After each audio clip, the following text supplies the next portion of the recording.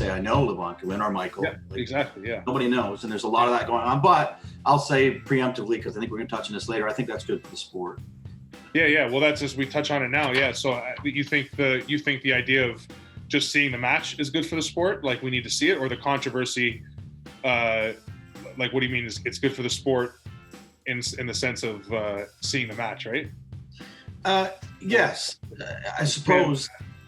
Because initially, the knee-jerk reaction was just let them go, like let these guys arm wrestle. But if you really look at the long term and sort of flesh it out a bit, it's best, in my opinion, these guys don't arm wrestle initially. Right. Like, because you're putting your two best guys bang, and it's over. Yeah. You could slow burn it, build it up into a great saga. Mm-hmm. And I think it's probably more intelligent to not have Michael and Devon pull immediately. Yeah.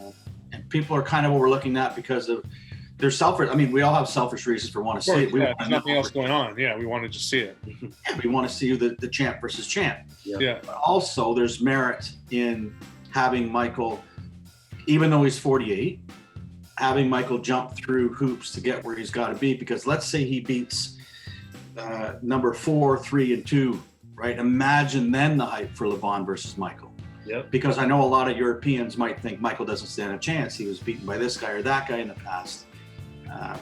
But once he beats, if he does step through number 4, 3, and 2, everyone's going to be like, okay, this guy legitimately really does deserve a shot. And now there's, it's compounded by an X factor of how much interest there is in that match, waiting for it to build up.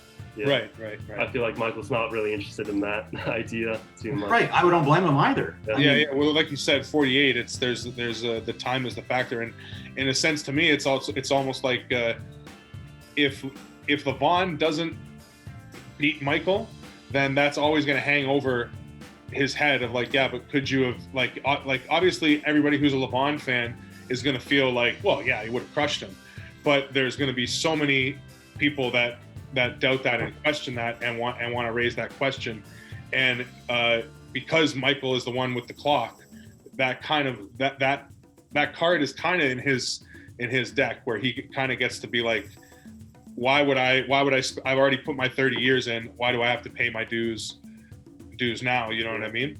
So I absolutely agree. Yeah. Like, yeah. I'm not saying Michael. I hear what you're saying about the idea of it not happening right away, and maybe having something happen before it. But how do you feel about the idea of like, where do you think the direction of the sport is going to go in the sense of should there be one league or like one kind of or a few leagues where these pullers pull there and these pullers pull there, or with the social media and the way things are going, do you think it's going to kind of open up where pullers get to kind of decide where they want to pull and when they want to pull? Wow, there's a lot in there, isn't there? Yeah, I mean, there's merits to both, but I like all the controversy. If you have one league and one guy in control, that's dangerous. Yeah, but it's always dangerous in somewhat regard to have a monopoly on something. Yeah. Always. However, you get to see everybody compete against each other. Yeah. Like say the NHL or the NFL or whatever. You're seeing the best compete against the best, regardless. Right.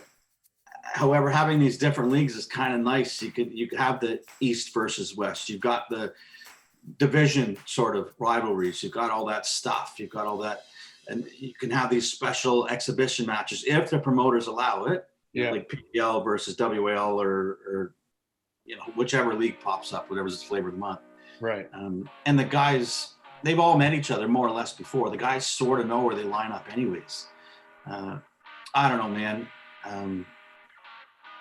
I guess I like both. I don't care. I just like arm wrestling. I like watching it. Yeah, I just want to see people pull. I think fans would just see people pull. So yeah, whichever way I feel results in the most. we're not going to change the direction that athletes are going to take. Like they're going to start getting on social media and build their own profile, and eventually they'll have so much power through their social media influence that they'll be able to decide, I want to pull this guy tomorrow, and I can make money from it by setting up a paywall, and people have to subscribe to see it. And what are the league going to do to stop that? I think forever too, it's also been like the the motive for a lot of people that control arm wrestling leagues is, would you say it has been to get in the Olympics? Has that been a motivation for a long time in the world of arm wrestling, or not? That's never been anything people like, because the big thing the big problem with all the different leagues is the rules, right?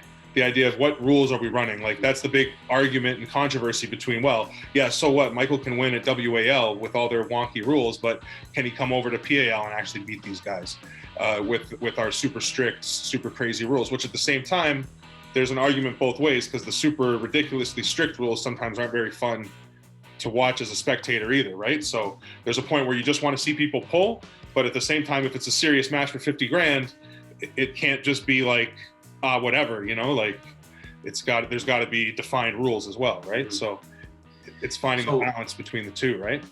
To the first point, the money doesn't match right now. For instance, if there's a big YouTuber, like we all know who they are, this person could probably generate more money on their own than they can from arm wrestling for the year. Right. And that's a fact. So until the prize money catches up, the promoters don't really have a say that much. I mean, sure, the competitors are bound to contracts, but let's say your contract is for X, but you could make Y on your own on YouTube, break your contract. X plus Y. Yeah. That's we're getting to that point. Right. Some guys, are making more than, say, prize money for the year. So, yeah. I mean, it's gotta sort of even itself out. But from a promoter standpoint, unless he gets himself up, that's where it's got to go. The promoters have to get the YouTube or social media exposure enough to get themselves paid. Yeah. Like the arm wrestlers do. If a promoter got as big as, say, Devon or Michael or Mr. Bowen, whoever are the big guys, and he can make us more money that way, then he could maybe give up some more prize money. But when the arm wrestlers are the biggest stars making all the bank, more than they're making from the promoter giving them money, they're really the ones that have the power. Yeah. Right. I think so. A promoter needs to really get himself to a spot. Like, for instance, if Devon turned into a promoter, well, then you've got the best of both worlds in a sense. He's got that YouTube exposure. He can generate more revenue, more income. He can pay his guys more, perhaps. But we're kind of going way down. And to the second point about the Olympics, I don't think the promoters even think about Olympics in a sense. Well, let's say, Jason, you're trying to promote an event. You guys are trying to promote an event in Toronto. Right. You just want to cover your costs. You want to make a little money if you can, if it's possible. You're not thinking about anything else. You got to pay your refs. You got to pay your scorekeepers. You maybe got to pay a guy or two to show up. You got to rent your venue, maybe. You just want to put stuff together and not go in the hole for it. And I think that's true across the board, right from smaller promoters, probably right up until the bigger ones. Yeah. So I don't think promoters it's not at the forefront of their mindset to push it towards the Olympics, and I don't think it should be. Yeah. I don't want to see the Olympics. Yeah. Personally, I don't. No, I hear you. I'm not interested in that either. I think it becomes less about the sport to me at that point. Yeah, and more about the politics of it and everything. Which is probably going to be PAL rules, and that's not going to be fun to watch. I mean, I guess I wanted to just, maybe we could end on that a little bit. It's just a little bit about the rules. Where do you skew one way or the other? Do you think there's a balance between the two, between like WAL and PAL, as far as, because they're starting to get, or they, at least as newer people in the sport, it really feels like they're two opposite sides of the spectrum. As far as the rules go, like there's a lot of differences. So, and the rules in WAL are clearly to make it more fun to watch, and the rules in the PAL are to make it, I guess, more like perfectly official Olympic style, like. Right. So, know your battleground. Right. Know where you're fighting. Yeah. Know your rule as a set. competitor, for sure. Yeah. And this almost reminds me of like the old school Pride versus UFC. Yeah, that's a good. In mixed martial arts, one was heavily geared towards entertainment, being Pride, and UFC was more regulated. But I tell you what, you take a dude from here and a dude from there and get them to fight, they're just going to fight, and you'll find it who's better. Yeah. Almost regardless of the rule set, like more or less, the best guy's going to win like all the time. Yeah. So fight within your rules, know how to exploit them and follow them. but I don't think it makes a huge difference. I think the best guys will always beat the second best guys. Yeah. So just to piggyback on the idea of UFC and Pride, if you look back 20 years ago, the level of martial arts experience in the UFC compared to now is vastly different, right? The skills that these guys have is on another level. They would kill the guys 20 years ago. Except Fedor. Okay, except Devon. I was watching a Neo pickup show, and Engen and Krause seem to believe that the elites of arm wrestling today are not as good, or they're not any better than they were previously 10, 20 years ago. And Devon and Michael disagreed with that, and I was just curious what your opinion of that is. Huh. Because in my head, because of all the access to information today, all the pros, all the videos of elite level matches on YouTube, that maybe the sport isn't better now, maybe the athletes aren't better now, but 10 years from now, it'll be on a whole nother level. I think the access to information is way better now. From a technical standpoint, it's better now. They have the possibility to be better now. Training should be better now. Everything that involves the information or access to information is better now. When this question's asked, I think to myself of a prime Richard Lupkes and think to myself, are these newer guys going to kill him? Or are they even going to be in the same ballpark as that monster? Yeah. So I don't know as much about the lighter weight guys. I assume they're probably better now. But again, you take a prime Engen Terzi, I don't know, man. Like, I'm not sure if the guys are a lot better now or the quality is a lot better now. I'm not positive about that. Well, this question is asked, I think, in almost every sport. And even if you look at like track and stuff, that's probably again, where you're testing an athlete for the most specific, where you can judge it from year to year. It's the same 100 yards, it's the same 10 seconds, all that kind of stuff. And yeah, the times have gotten better, but they haven't gotten so much better that when you really look at it, they haven't gotten like a huge percentage better that you would think they have, So it's maybe a little bit similar in this sport as well, where even though the information is there, and where the pool of athletes, I think, is getting a lot bigger. So if anything, that's maybe where the Richard Lupkes isn't going to be the one in a million. There's going to be like Richard Lupkes and Levon and Vitali and Eric Spoto, and like there's all these just absolute freaks. And once it's at that level, maybe that's where again, the very top is maybe always within a certain percentage of each other. Right, I agree with that. Yeah. But overall, the newer the pool might be a lot bigger now. Yeah. Cool. I just get stuck on that. I don't know if you guys have watched Prime Richard Lupkes or guys like that, or Cleve Dean. Just a little bits, obviously, that we can find on the YouTube. You think, how could somebody beat him? Like, but he's like you said, 1 in a million or whatever. So yeah. No, 100%. No,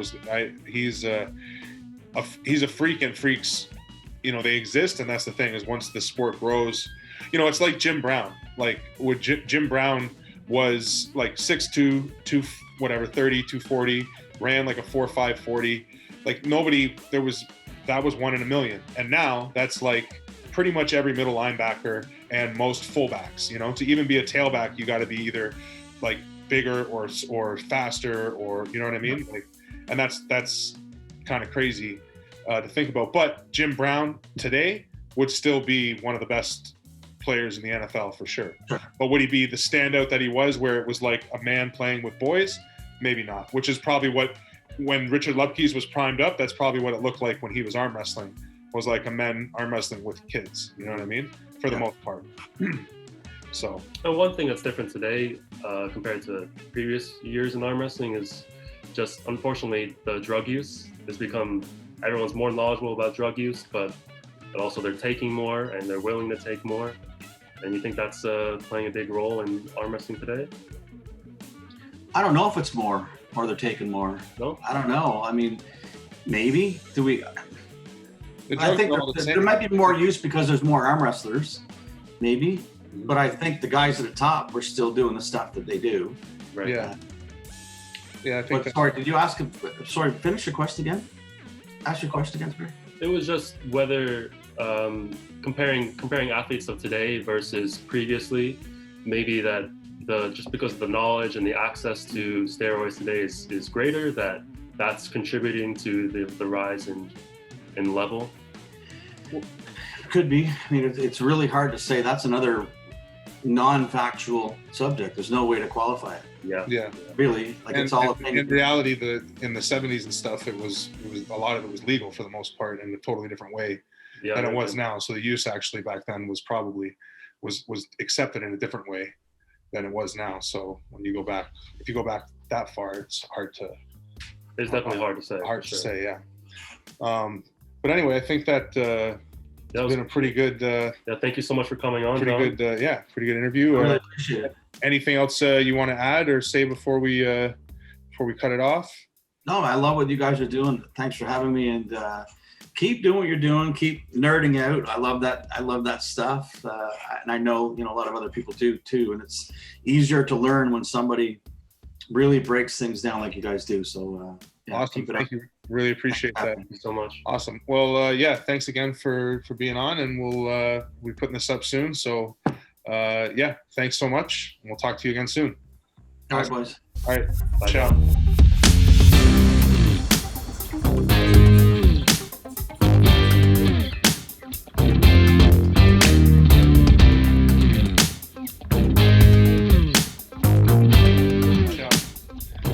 All right, man. I'm just gonna end it now, and we'll cut it there. But thanks so much, and Yeah. Anything else? You're all good.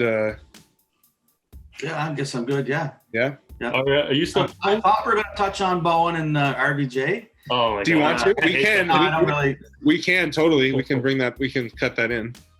I don't really have a lot of positive things to say about it. I don't either. We would. That's the only reason we didn't go down is because we would just fucking. And I like those guys, right? I like them, but like fuck off. Like, what are you guys getting paid? I don't know who's getting paid. Like, 50 grand's a lot of money. Yeah, no shit. Two middleweights. Yeah. First of all, and not even elite. Not even the two best. Yeah. I mean, RBJ arguably yes, but I would like. There's still Todd, so it's hard to say, and there's still probably some Europeans I don't even know about that are right there. Like fucking 20 of them who would crush. Yeah. Maybe more. Yeah. So Bowen's good. Like, he's very good at his exposure, right? Yeah. He's very good at hype. He's very good at putting shit out there, and his fucking world record. He thinks that people have the memory of a fucking goldfish, though. Like, he puts up something, and then the next day puts up something saying something completely different, and it's but it's working for him. Right? I'm wondering how much of this is actually intentional. Yeah, it's true. Like I think he's got two main goals. First is to get better at arm wrestling. Yeah. Right? That's his number one, and get respect in the sport. Number two is to make money. Right. And it's very clear that that's what he wants to do. There's nothing wrong with that. Do what you got to do. Clickbait yourself, and put shit out there and counter it and whatever, just so people talk like us and whomever are all talking about Ryan Bowen all the time. He's always an idiot, or he's awesome, or whatever. Who gives a fuck what they say? He's making money every time you click, right? Yeah. You want to see what he did. How would he fuck up this time? You want to hate on him. Hating on somebody's the best way, almost. Like, you're going to click on that asshole just so you can say he's an asshole one more time. Yeah. So very smart, I think. No, it's true. It's true. He definitely knows how to make himself top of mind. Yeah. Top of mind, regardless of whether that's in a positive light or not. Yeah, and especially when there's nothing else going on right now. It's all that's right. Controversy and talk on Facebook. It's the perfect storm right now for a guy like Ryan Bowen. Yeah. There's nothing else to draw attention away from him. Yeah, exactly. He's got the perfect excuse of why he can't back up what he's saying, and he gets to just keep. He would though. He would. Yeah. He's already traveled, halfway around the world to compete and put his money on the table, so he would. Sure. Well, yeah, you're right. It's Well, and then there's but 50 grand, and then the whole drug test thing. It's hilarious that who wants a drug test? That's what RBJ was saying. He said 50 grand with the blood test, and then Ryan said, I'm good with the blood test and everything, which I find pretty hilarious. Yeah, because there's no way that he's either coming in soft or he's pissing dirty. I don't know why why would Rob want a drug test? I don't know. He's very anti-PEDs for some reason. Okay, but then like he's competing in a league that's rife with it. Yeah. He doesn't ask his opponents, who he likely fucking knows are on. Yeah. Like if you got a chance to make money and you're feeling really confident, I don't give a fuck. I think, you know what, my take on the RBJ on his thing is that, like, it's the same reason why he always comments the fact that he doesn't train, is he wants that to be his excuse. He wants to have that card in his pocket so that at any point he can be like, yeah, well, imagine if I fucking trained. Imagine if I stuck a needle in my ass. Then how good could I be? Because if he loses, he's got that card. But if that wasn't the case, you know, that's what it is to me. That's what it seems like to me, because he always brings that up about how he doesn't even train and da-da-da. And I think I hate that. Look at it. When people comment on that as if that's a positive, you know, it just means that you're that much more beatable at some point. Nobody believes he doesn't train. Yeah. Look at the fucking guy. Yeah, for sure. You don't wake up like that. Yeah. Nobody does. Yeah. No. That's the other one is the amount that people love to act like they're some superhero by just bullshitting about what they actually do. You know, even now in COVID times, like just to like somebody that I train with at the gym, and she has to post these videos of her doing like kettlebell workouts and shit all the time, and she's like, you think I maintain this fucking body with kettlebells? Like, no way. I have to be like, she's at the gym like secretively, like we're not supposed to be at the gym, but she's like so it's like the bullshit on social media is never ending, and it doesn't just end with what people are taking. It goes to the extent of what they're even doing, you know. Yeah, of course. So. All right, cool. Well, you know what? We'll keep that one aside, and maybe we release that as another one somewhere else. But it doesn't have to go out if you don't want. If you're a little too raw there. Whatever. It's your show. Yeah. All right. Well, John, are you still pulling? No. Again? Never? No. I'm not. No. Oh, okay. I don't train. I haven't trained literally in like since 2017. Like a little bit I did. I know just before. No, sorry. When the bottom 8 was supposed to happen. Yeah, it was a little. I had like 2 months put together, maybe, or 3 months. I was training with the guys. I did feel pretty good for that short amount of training, but no, I don't. Do you pull with them at all just for fun anymore, or not? We've got Tuesday night practices. Yeah. If I'm not working, I got to drive maybe 20 minutes to get there. And it's a really good group of guys. It's Cody Lazert, Tyler Gressier, Doug Hogan, Kyle Jones. Like, it's a really good group of guys I like to hang out with. Yeah. But usually I'll even go there and fuck around and sit on the couch and talk to them a little bit about strategies and stuff, and maybe get like 10, 15 minutes on the table. That's about it. Like, I don't just I get too sore. My hand's kind of fucked. Yeah. I don't even really. Where is it? It's in Cody, I think he said Shannon, is it Shannonville or something? Spencerville, near Spencerville. Spencerville, yeah. Yeah. Tuesdays. Well, maybe we can try to make it out there one day for one of those. Yeah, well, we'll be in Pembroke soon in March. Yeah, March 6th is when. Yeah, I'm not going there. No. I'm fucking not going there, man. Yeah. No way. Why? What's wrong with Pembroke? Nothing's wrong with Pembroke. I'm just not fucking smashing beers, and there's no way I could go there and not leave like in a body bag. Right? Yeah, I hear you. And I'm 48 right now. I'm not. Yeah. I can't keep up. It comes with too many other requirements. Yeah. All right, cool. Well, thank you so much, John. We're gonna let you go, and we'll let you know when this is going up. And thanks again. It was a lot of fun. Thanks, guys. No worries, sir. Ciao, buddy. All right.